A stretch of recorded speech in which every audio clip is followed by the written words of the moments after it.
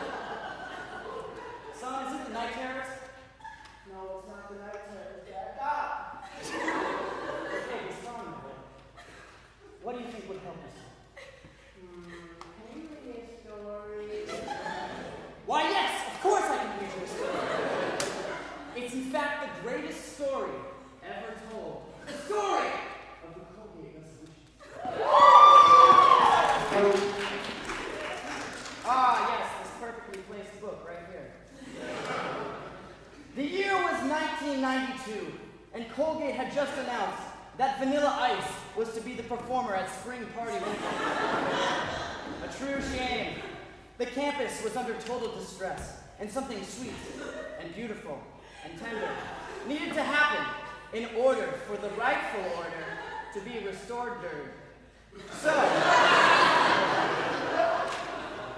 So along came three best friends.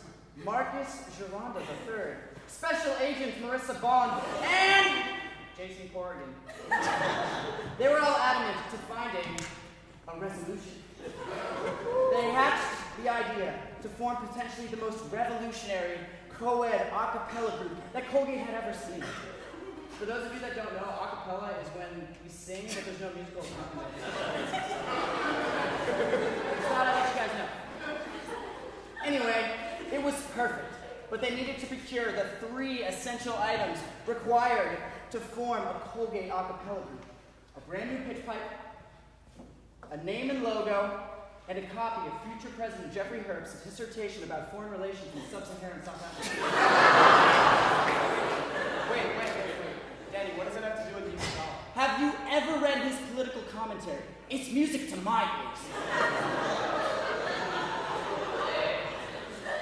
Anyway, Mark Gironda decided to volunteer to search for the pitch pipe. This would be much more difficult because there was none of this fancy Amazon Prime shenanigans or eBay or a Colgate mail service. So Mark had to go to Syracuse.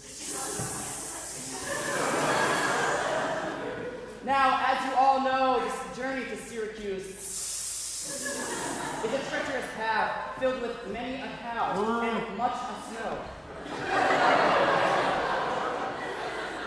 But irregardlessly, Mark persevered and made it to Musicians Depot and acquired the very last pitch pipe in the entire world, to which the Colgate resolutions still use today. Next, it was up to the sweet, lovable, but angsty Marissa Bond, who is totally 100% related to James Bond, fun fact, to come up with a logo. Marissa was a very artsy student, but hated being tied down by the man. She never wanted to be told what to create. She wanted the opportunity to express herself freely, without limits, like music director David Gilden after one glass of wine.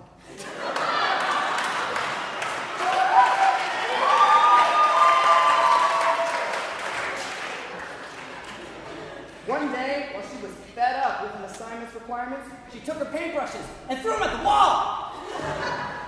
The paint magically dried into a symbol that represented both a musical note as well as the letter R. Coincidence? Probably. But the logo was born.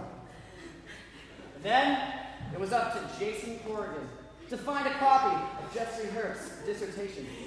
He thought of a plan to sneak into the president's house and take it while he was sleeping, because as we all know, Jeffrey Herbst sleeps with his dissertation in bed, using it as some sort of comfort blanket. Anywho, Jason realized that this was going to be perhaps his toughest task, because Herbst's house is guarded heavily by res life. But Jason was to persevere. He thought of the perfect plan. He would set off all of the freshman fire alarms at once, crippling res life to a bureaucratic standstill. Against all fire code regulations, Jason did it. He calculated that he would have exactly 4 days before res life could be quite the time crunch. He knew he could do it, and he acted quickly. He made his way into Herbst's homes, and it turns out that Herbst had anticipated his attack, because he had let out several decoy dissertations all throughout his home. But then it occurred to him that it could only be the one, the only dissertation locked beneath a case underneath his bed. He was able to snatch the copy with sleight of hand, right in time before Herbst had come back from his Pilates class. Now that they had secured... Wait, Danny, we forgot one of the things. We forgot the name! I know, okay? I'm getting to it! Anyways, now that they had procured all 3 items, they were just missing one thing. Oh, the name. The name. What to call the most problem-solving group on campus. Then it came to them. By some odd chance, it turns out that each of them had a New Year's resolution they needed to fulfill to start a music group. Turns out what they were going to do was form an a cappella group. Wow, look at that. That's cool. Yeah, right. Like they with the R, like resolutions, a cappella group. That's good writing. That's really good writing.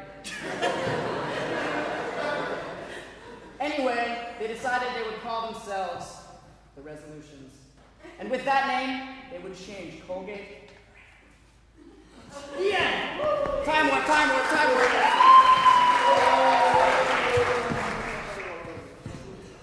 Well, do you think you can sleep now? I do, Daddy. Well, you should get some sleep too. You have to work in the morning. Son, silly boy. I don't have a job. I'm unemployed.